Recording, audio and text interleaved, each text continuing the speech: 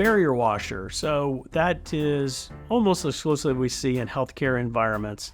And what it is that when you've got a soiled sort room and you've got a clean room that you physically don't want to cross. So we're able to load on one side of the washer, we load the dirty, and then we're able to unload on the clean side with the wall. So the machine sits in the wall between. So we got a clean and a dirty, and then we seal around the machine so no air is going to travel back and forth.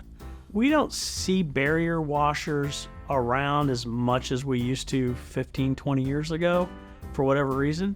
But there are still a few hospitals, et cetera, that still use barrier washers to be able to keep that isolated. And there's a few other applications that we've done in pharmaceutical locations and et cetera, where they really want to try to keep things as isolated as possible on a barrier washer. In a medical environment, you've got a MRSA, which is a penicillin-resistant staph infection. You got C. diff. You've got some really nasty superbugs, and then you've got sick patients, right, who are much more compromised. And so because of that, it's a place that they do have a lot more. You got people there that are sick. They got more germs. You got compromised patients.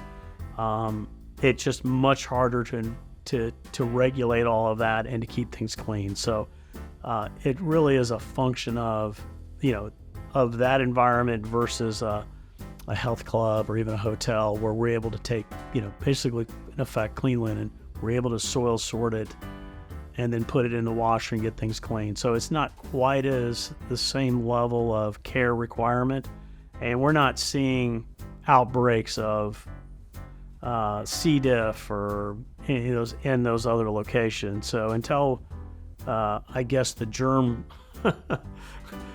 level increases, we probably won't see changes in those laundry rooms.